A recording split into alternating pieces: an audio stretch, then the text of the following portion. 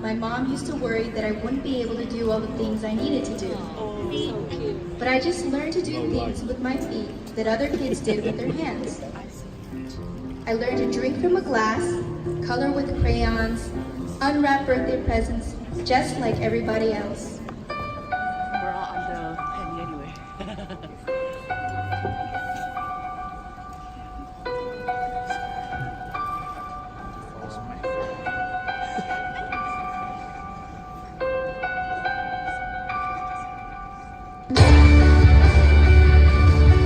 I started taking Taekwondo when I was 10.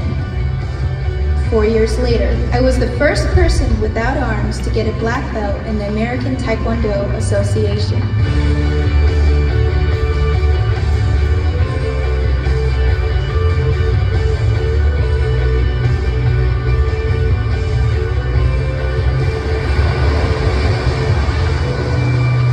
Some people are afraid of the water or saying they can't do something, but it's not about that. It's just going out there and saying, how can I accomplish it, as opposed to, can I accomplish it? Our next guest is living proof that you can accomplish anything. Please welcome Jessica Cox. And it's one thing to do karate and play piano, but you decide, I'm going to learn how to fly. What made you do that? On the elementary playground, I remember on the swings, envisioning myself being Superwoman, and I could fly over the playground, and I was everyone's hero, and one at a time I would take a person up and share my superpower. And it wasn't until years later that I was able to fulfill that dream of being Superwoman.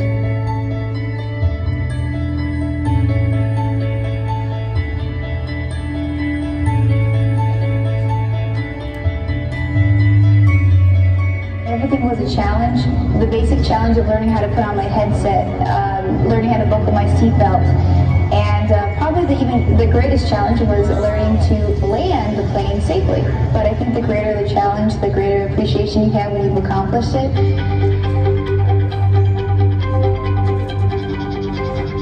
I always say that I don't think I'd ever want to do anything to prove myself to anyone. If I did anything, it was either to prove it to myself or because of the enjoyment of it, but not to prove to anyone else that I could do it.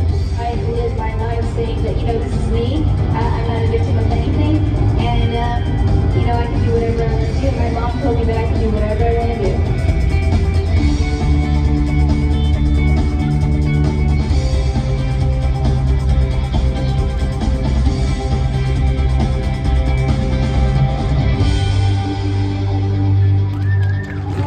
Ladies and gentlemen, let's welcome Jessica Cox.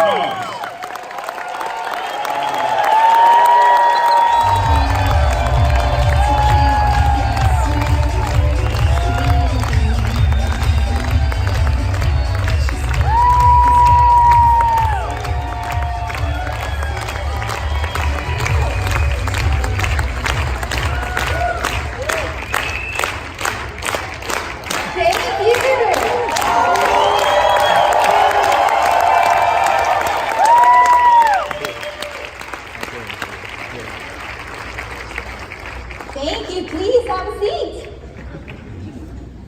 Thank you for that warm introduction. There are several benefits to not having arms. Any place you have to wear a wristband, I get in for free. I'll be taking advantage of that here in Vegas. And the police never pulled me over for using a handheld device, and they never handcuffed me. Whenever I walk on stage, I can't help but remember the very first time I was on stage at the age of 6 years old. You see, when I was growing up, I had a lot of insecurity about my difference. I was very self-conscious. I didn't like being stared at. But my mom really believed in me, and she had a very strong work ethic, and she believed that if you work hard, you can accomplish anything. And so during those younger years, during a time when I lacked self-confidence, my mom decided to put me into tap dance lessons. She thought it would help me get out of my shell.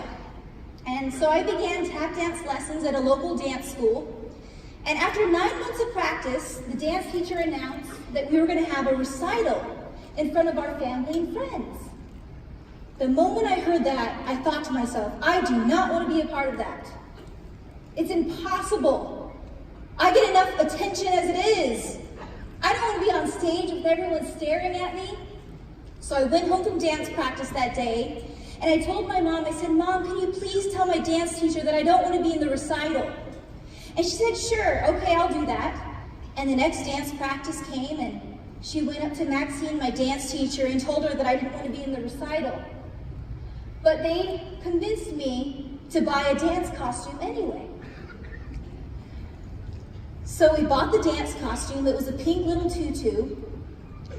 And somehow, wearing that pink tutu, I found myself on stage days later, ready to go out. But under one condition. I said I would go out and perform only if I'm put in the back row. My dance teacher said there's not going to be a back row. There's not a back row for anyone. You're all going to be in one line. And you're going to stand on your star and you're going to show off your stuff. You're going to perform for everyone. And I was so nervous, I was so scared. I looked back at Mom and I said, Mom, I don't know if I can do this. And she said, you know what, Jessica? You can. You determine what's possible in your life. You can do this. And with some prodding and some encouragement, I gathered up all my courage and I walked out on stage and started to do my routine. My dance routine that I practiced for 9 months. But all I could do was look down at my tap shoes, shuffle, hop, step, and begin the routine. My eyes were glued to my feet. I was so scared, I was so nervous. And then the lights came on and that was bright and hot. With the music, it was all just too much. And then I heard the first round of applause and my eyes started to lift. Another round of applause and my eyes lifted higher. With each new round of applause, my eyes lifted higher and higher and higher. Until the music came to an end, I ran off stage into my mom's arms and I said, Mom, when can I go back out and perform again? I have to thank my mom for helping me that day because it prepared me for 14 years of dance recitals. And it's the only reason that I'm standing here with you today. To share with you this message that you are the one that determines what's possible in your life. Growing up with so much encouragement, such a wonderful family, I was so blessed. But then it came time to go to school, to go out in public. And I went to a public elementary school. And for the first time in my life, I was told that you can't do anything. You don't have arms.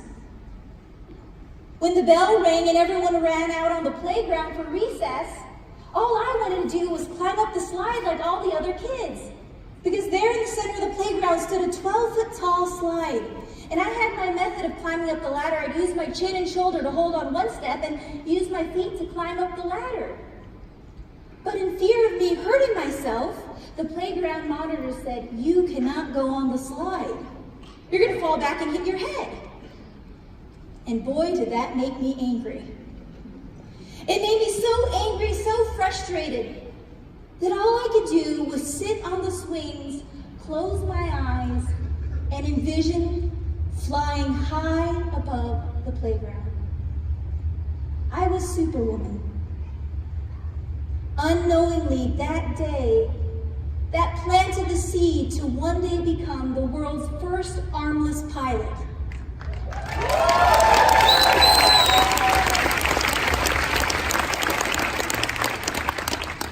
But be an example to every single person that you are the one who determines what's possible in your life. After planting that seed on the elementary school playground, I went on to school and graduated from the university, and shortly after that, I had the opportunity to do whatever I wanted to do, and I wanted to pursue my flying. And that was the journey to be the person I am today. It started the journey to become the first armless pilot. I showed up at the flight school. I convinced my flight instructor to take me on as a student after sending him a couple of text messages with my toes. He saw, well, if she could handle the text messaging, perhaps she could handle the controls of an airplane. He was convinced. And so I began my journey at that flight school, wondering how I would do everything that most student pilots take for granted. How would I put on my headset? Well, 2 broken headsets later, I found a heavy-duty set, and I realized that because there is limited space in this airplane, I had to do this with only 1 foot. If I use both feet to put on my headset, then I'm going to hit this knee on the wall of the airplane. So I had to learn how to do this with only 1 foot. Using my chin and shoulder, I pull it over my head like this.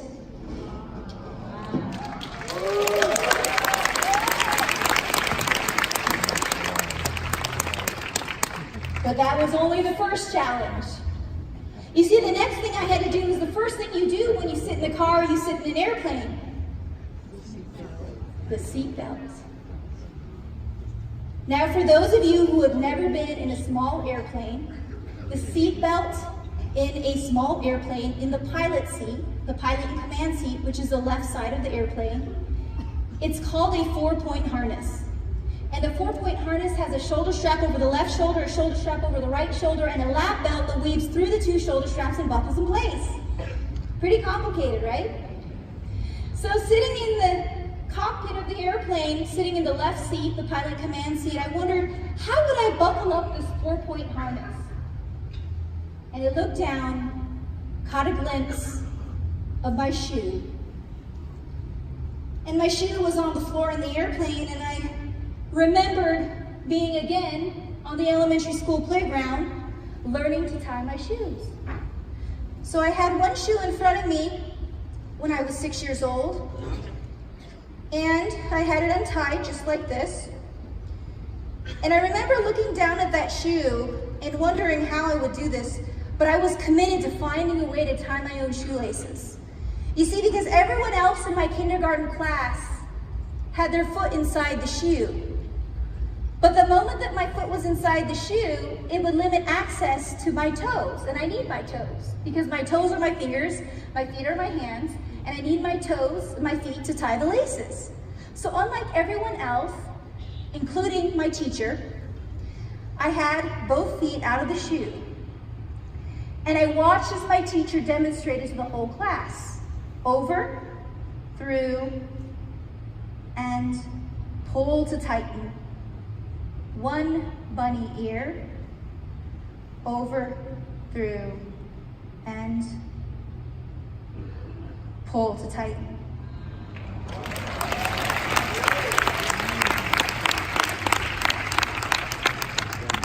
But then I looked down at that shoe and I wondered, how am I going to get my foot back in? It's too tight. I have to untie those laces, make sure they're loose enough, and slip my foot in, and that's exactly what I did, and I was so proud of myself, but then I wondered, what about the other shoe? Tie both shoes first. As you see, this shoe is already tied. Slip my feet in, and voila, I did it. I learned at the age of 6 years old not only how to tie my own shoelaces, but the importance of thinking outside the shoe.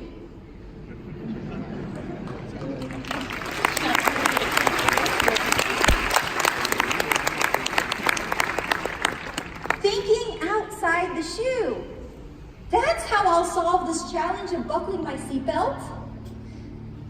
Going back to the cockpit of the airplane, I stood up in the left seat, the pilot command seat. I took the lap belt and I weaved it through that right shoulder strap. I weaved it through that left shoulder strap and I buckled it in place. And I went over the left shoulder strap and loosened that, the right shoulder strap and loosened that, and loosened up that lap belt as loose as I possibly could, and slid my body in the harness.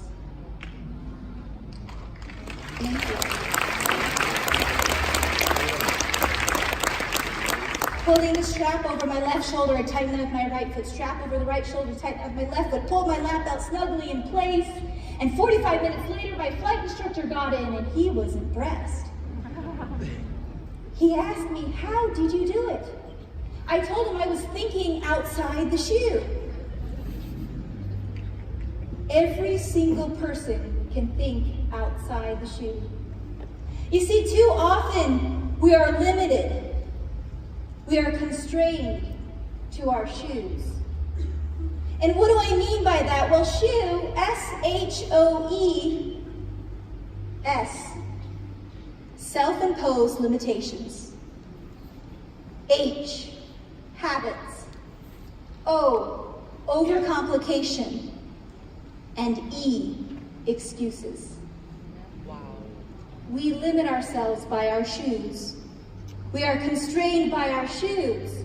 And how do we combat that? How do we open up our world of possibilities? Well, we think outside the shoe. Think. T-H-I-N-K. T, tear up the challenge. H, heighten awareness. There are so many resources around us that we can make use of. There are people around us that we can learn from. Heighten our awareness. Be aware of what's around us, what we can use. I remember the first time I climbed up on a horse, I thought it was going to be pretty easy. So I walked up to the horse and I thought maybe I'll just get on this horse, and I was struggling for about 15 minutes. I thought maybe if I got a running start, I could run and somehow jump on this horse. But that didn't work. Then I thought maybe I could bite down on the saddle and pull my body up. Well, I'm bottom heavy. That didn't work. Maybe someone could push me from behind, and so I had my mother-in-law push me from behind, but that didn't work either. I was sweating, wondering, how am I going to get up on this horse? And I stopped for a moment, and I heightened my awareness. I looked around, and just outside the arena stood a 3-foot-tall trailer. I brought the horse over to that 3-foot-tall trailer. I got up on that trailer, and within seconds, I was on that horse. Heighten awareness. Insist on finding a way. I stands for insist on finding a way. When I went to get my scuba diving certificate, there were a lot of questions about how I could scuba dive.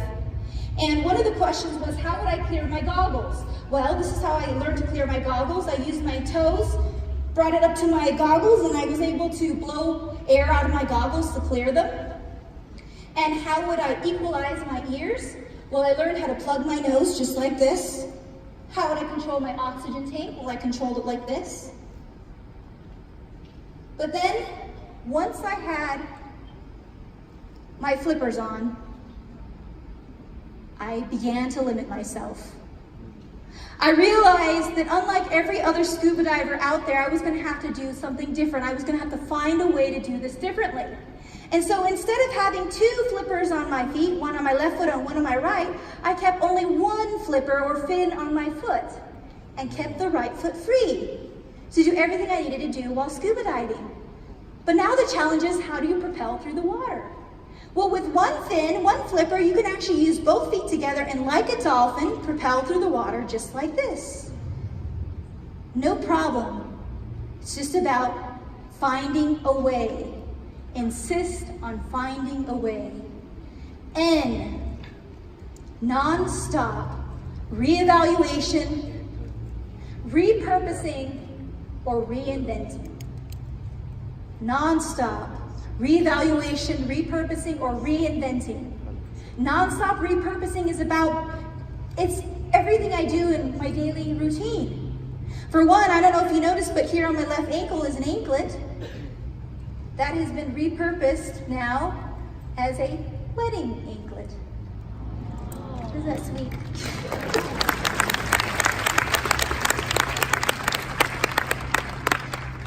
My right shoe has been repurposed as a wallet, and this is my secret against pickpocketers. I have my notes in here, I have a credit card in here, and whenever I make a purchase, I just grab that credit card out of my shoe, swipe it, and I'm able to make a purchase. Makes it easy on me. And right here is a very unique tool. This is a windshield repairman's tool. This was originally intended for removing cracked or broken windshields. You suction this on the windshield and you're able to remove the windshield. If you watch a repairman, he does that. But for me, this is the only reason that I have pants on today. This is my dressing tool.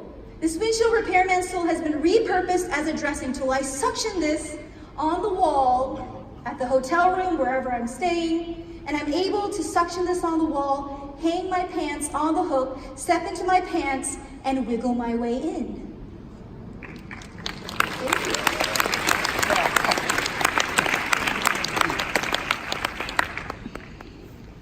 And reinventing.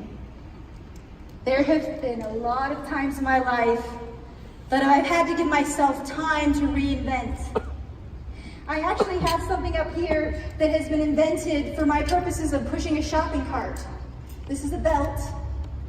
The question of how I would push a shopping cart when I lived on my own came up, and we decided to use a belt, fasten this hook on it, so that I essentially attach myself to the shopping cart, and I'm able to push the shopping cart around the store. It's been reinvented for me. A new way of pushing a shopping cart. Or when it came to Taekwondo, I started Taekwondo when I was 10 years old. And Taekwondo, if you don't know what it means hand, foot, art. Taekwondo. And the question about how would I participate in Taekwondo if I don't have the arms? How would I do the punches? How would I do the arm blocks? Well, when I started Taekwondo, my instructor said that I could join the class under one condition, that I had a good attitude. And that wasn't a problem for me. So I started Taekwondo, and with the help of many people in class, some help from instructors, there was a lot of people who were involved. We created a whole new curriculum for someone practicing Taekwondo without the use of their arms. So that for every punch, I did a knee strike. For every knife hand strike, I would do a side kick.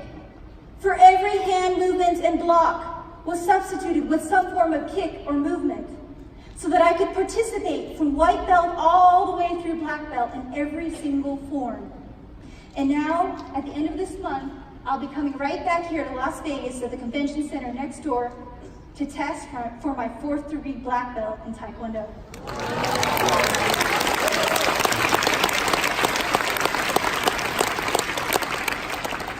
If you have to reinvent a new way, don't be afraid to do so. We don't always have to do things the way everyone else does it. And K, kick out the habit of excuses. We live our lives ruled by our excuses. But if we kick out that habit, there are so many more possibilities. We'll stop wasting our time coming up with a good excuse. Kick out the habit of excuses. Think outside the shoe. If you have the desire to do something, you are so close to reaching your goal. Do you know that desire is 80% of success? Just by merely wanting to accomplish something, we are that close to reaching our goal. Andrew Monk once said, "A shot glass of desire is greater than a pitcher of talent." We can have all the talent in the world, but if we don't have the desire, we are not working with much. What's something you want to accomplish? What's standing in the way? Because if you want to accomplish it, you are so close to reaching your goal. I remember learning the importance of desire when I moved out of my parents' house in college. I was excited about the independence. I found a little apartment across from the university where I attended for 4 years. And in this little apartment, we had everything we needed. It was my roommates, Jo Beth and Charlene. And the only challenge is that we didn't have a television in our living room. Well, you don't really watch TV in college. But once in a while, we wanted to take a break. So I needed to find a TV. We were broke college students. We didn't have money to buy a TV. So I called up my mom. I said, "Mom, can I please borrow one of the TVs just until my roommates and I can afford to get one?" She said, "Sure. Just go home, check in with Dad, make sure it's all right." And I went home to Dad. My dad's retired, so the TV means a lot more to him. And I looked up at Dad and I said, "Dad, could I please borrow one of the TVs just until my roommates and I can afford to get one? And he looked me straight in the eyes and he said, I don't know about that. In his words, that meant no. So my next challenge was trying to figure out how to move a 22-inch tube television out of my parents' house without anyone's help, and most importantly, without my dad knowing.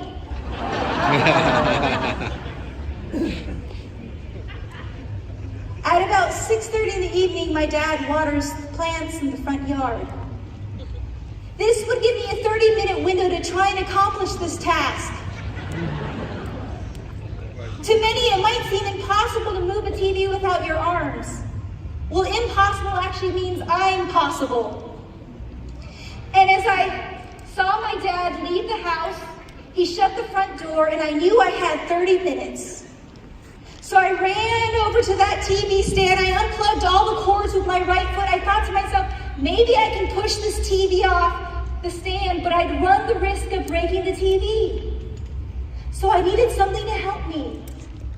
Something with wheels. I heard someone say it.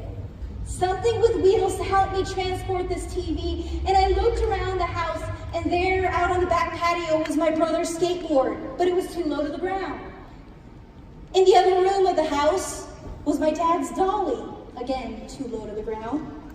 But there in the home office was a computer chair with wheels. This would be the perfect tool for the crime. I remember grabbing that chair from underneath the computer desk, pushing it with my feet like this. Let's pretend this is the chair. I managed to get that chair all the way up against the TV stand, just like this. Then I went behind the TV stand and I pushed the TV off about 30% of the way. I came around front and I hugged that 22-inch tube television, and I managed to get it from that stand onto this computer chair with wheels, only to realize the TV was bigger than the chair. If I stood back, it would come crashing down. So I stayed hovered over this TV, using my chin to hold it in place, my feet to push the wheels. Finally, I got it through one room, the next, down one step. I was lucky it didn't fall off. Finally, that last room, all the way through the doorway. All I needed to do now was hit the garage door button. I was sweating bullets. I reached my left foot up there. I had to stay in contact with the TV, otherwise it would fall down. So I used my chin to hold in place. Reached my left foot up there, practically doing the splits, hit the garage door button, and as the door opened, guess who was standing right beside my car? My dad took one look at me. He saw the sweat pouring down my face, the strain, the conviction, but most importantly, desire in my eyes. And he said, honey, if I would have known you wanted that bad, I could have helped you. I drove it home to my roommates, and my roommates, they asked me, how did you do it? I told them I learned the importance of desire. Walls are only there to stop the people who don't want it badly enough.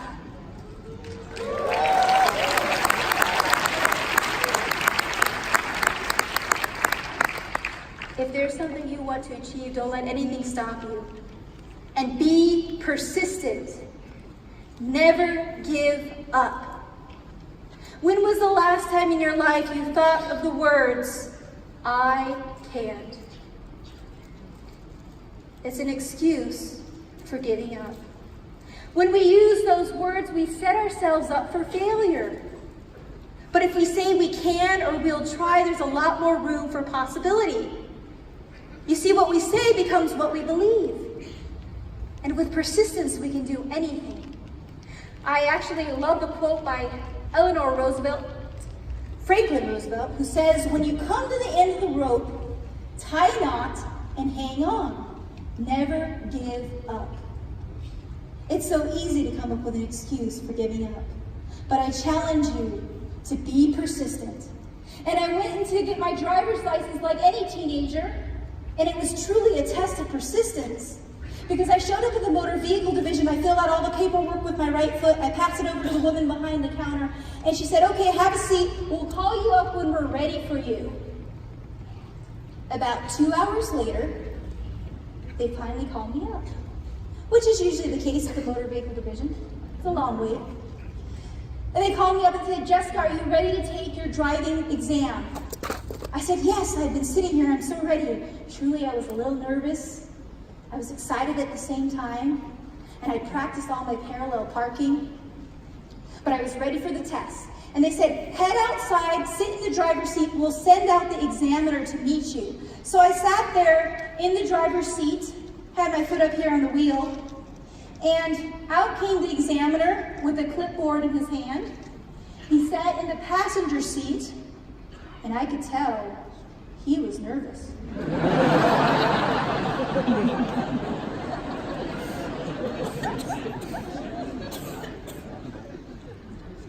I remember looking over at him and I asked him, have you ever given a test to anyone driving with their feet before? And he looked up at me and he admitted, no, I can't say that I have. There was a long, awkward silence. I looked over, I saw a sweat drop rolling off his forehead. So I turned to him and said, well, you might want to buckle up then.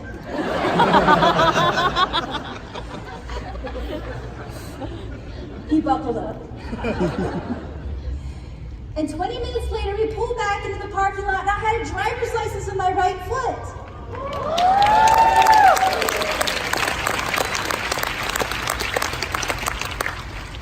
But only 1 week later, I received a letter in the mail that said my license had been suspended. What did I do? I didn't run any red lights, I wasn't speeding, not doing anything illegal. So I went back into the motor vehicle division and a person unrelated to the motor vehicle division reported me in saying it's very unsafe that this woman is allowed to drive a car without any special modifications, without a special vehicle.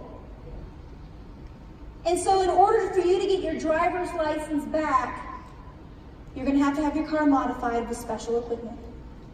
And it sure made me angry and frustrated, but I wanted my license back. So a month later, I went back into a different motor vehicle division. I had my car modified, and with a different examiner this time, he saw that I could drive just fine with those modifications. And then I turned to him and asked, well, would it be okay if I showed you how I could drive without them? He said, okay. And he saw that I drove better without the need for special modifications. Thank you.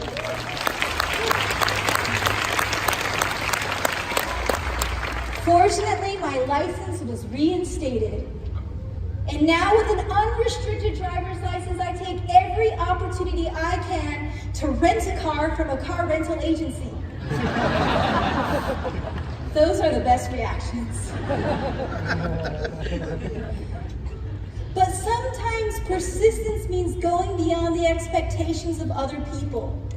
There will be plenty of people in our lives who will doubt what we can achieve.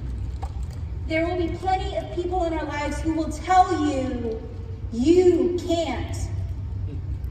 You can't do it. But we have to be persistent.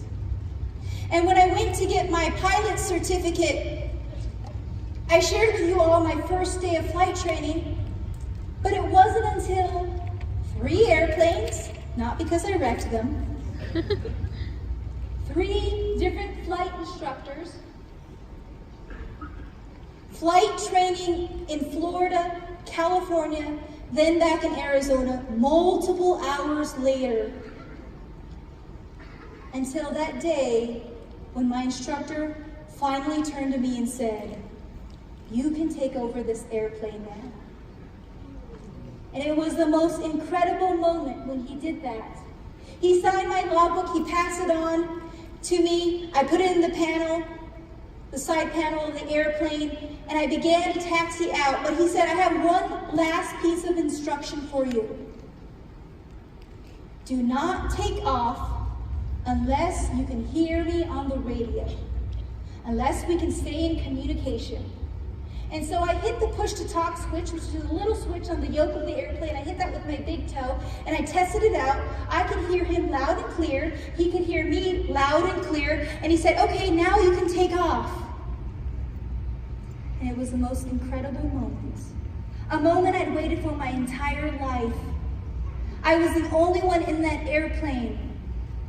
And as I took off, it was the greatest feeling of freedom, empowerment, and independence.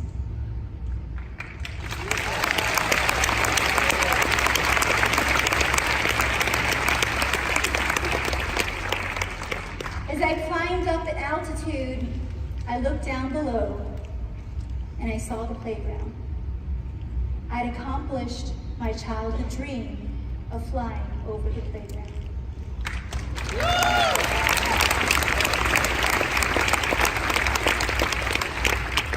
And as I was wiping tears away from my eyes with my right foot, it was difficult while flying the plane at the same time. But then I turned my first crosswind turn, which is the first turn in the pattern, and all of a sudden I heard static. And I thought, oh no, don't tell me, something's wrong with my radio, something's wrong with the communication. I need to stay in communication with my instructor. After all, that's the one thing he asked of me. Sure enough, I tested out the push-to-talk switch. I was trying to communicate. Something was wrong. I could not communicate with my instructor. I began to panic. I began to stress out. Began to wonder, what's going on?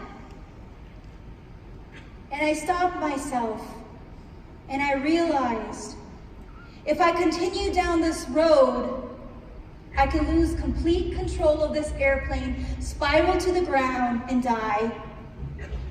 Or I can do exactly what my instructor taught me.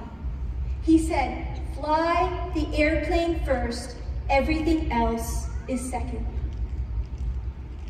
And I snapped out of my panic mode, took control of that yoke, and that airplane, I stood up, sat up really tall, and I flew that airplane in and landed ever so beautifully. As I climbed out of that airplane, I not only climbed out of a 1945 unmodified 415-seat air-coupe airplane, thank you,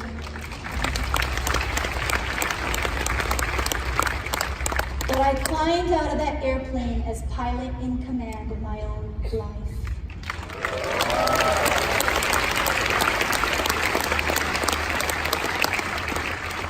I want to ask each and every single one of you, are you your pilot in command? Because life is 10% what happens to us and 90% of how we respond to it. With desire, with persistence, we must also be fearless. Think for a moment in your life when you were scared. Think for a moment in your life when you were terrified or something you've always been afraid of. Fear, F-E-A-R, stands for false evidence appearing real. We create our own fear. And if we create our own fear, we can also destroy our own fear. I love the quote, identify your greatest fear and walk directly at it. And I always say, never let fear stand in the way of any opportunity, because we can either F-E-A-R, forget everything and run, or we can face everything and rise.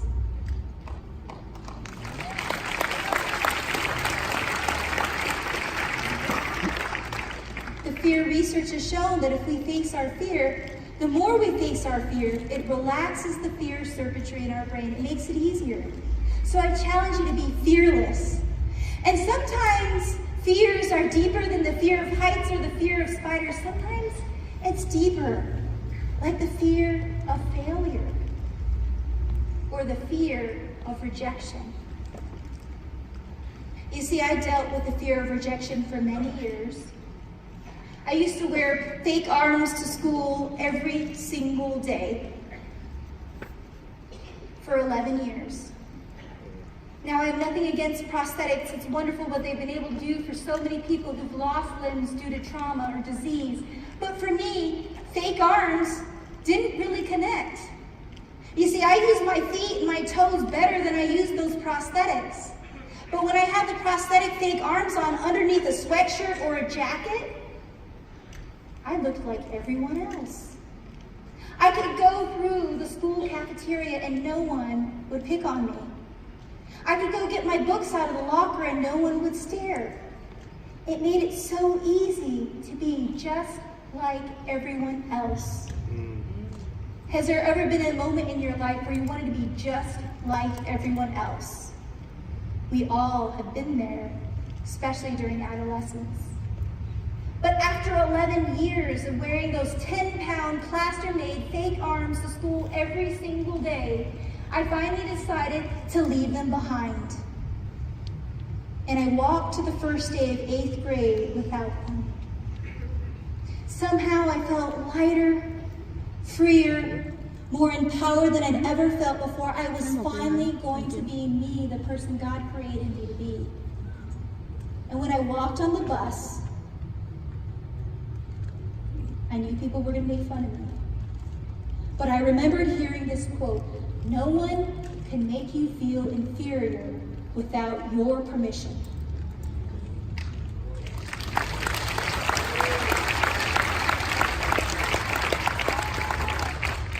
As those bus doors shut behind me, I promised myself I would never again wear them. To this day, they remain in the closet.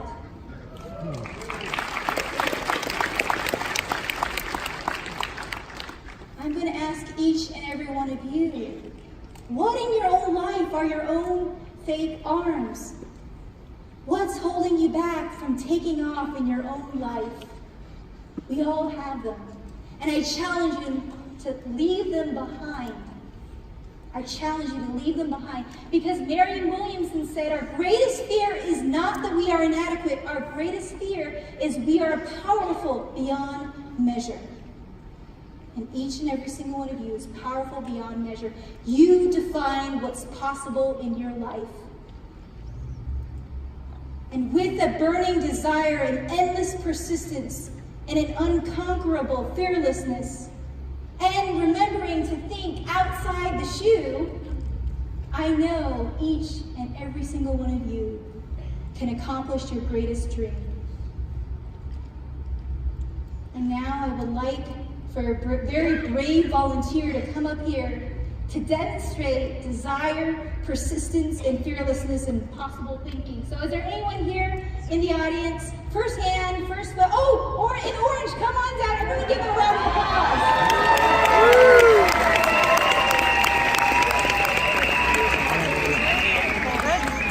It takes a lot of courage to come up here. Give them another round of applause.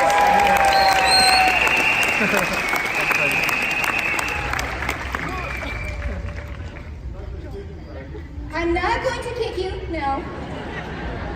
We won't be practicing Taekwondo, but I will ask you, first of all, if you meet someone who doesn't have any arms, we're very accustomed to doing handshakes. So I've come up with a method, it's called a foot five, and I'm gonna do this because it's the first time I've ever met him, and what's your name? Steven. Steven, give me a foot five, nice to meet you. You can even go from behind you if you'd like. Okay, let's get a little closer. There you go. Steven, have a seat here on the chair. Everyone give him another round of applause. No, Steven, we need you right here. Yes. I'm not finished with you. No. Okay. Steven, I have to ask you a challenge, this challenge, but it's going to require help from every single person in this room. Every single person, I ask you to help him out with advice, with suggestions, because I'm not going to give him any clues.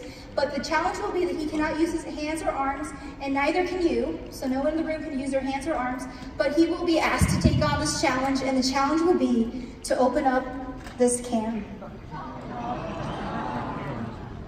Now I'm going to leave that all to you. Everyone in the audience, raise your hand if you have ideas for Steven. Steven probably has some ideas himself. Take the shoe off. Did you understand any of that? I heard mouth. Someone said mouth. Using mouth. Take the shoe off. Someone said take off your shoes. You don't have to stay in the chair. You can sit on the floor. You can do whatever it takes. Someone said using your mouth, taking your shoes off. Whatever. Other ideas?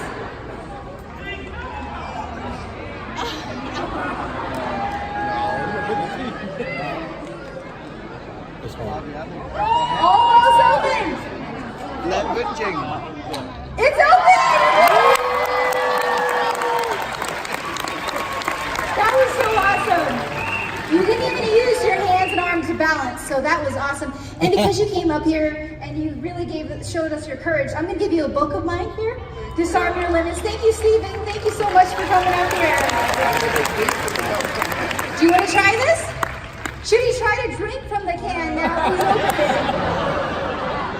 I think that'll be the next lesson, okay? Thank you so much, Stephen. Nice to meet you. Thank you.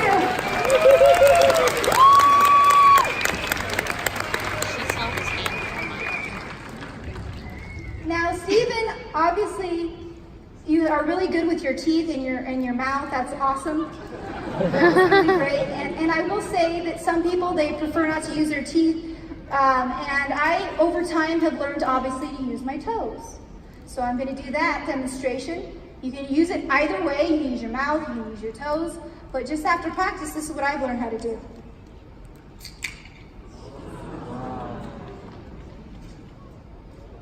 There's a little lip under this can.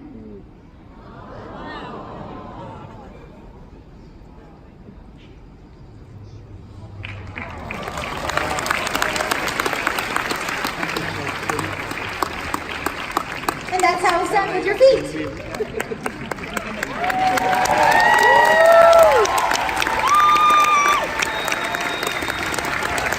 Thank you so much.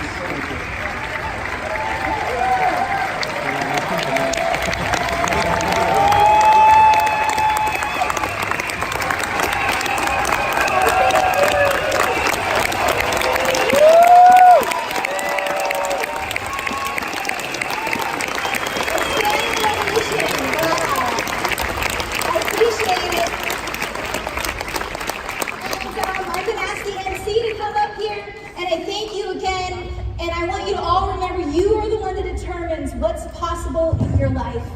Thank you so much. Wasn't it awesome? That was fun. Someone can do that, right? So if Jessica can do those things, can we recruit 3 this month? I mean more than that, of course, but really appreciate that. So now I want to invite 2 CEOs to come out and to kind of interview and ask some questions to Jessica, all right? So let's welcome Amanda Gill and Karina Acapella.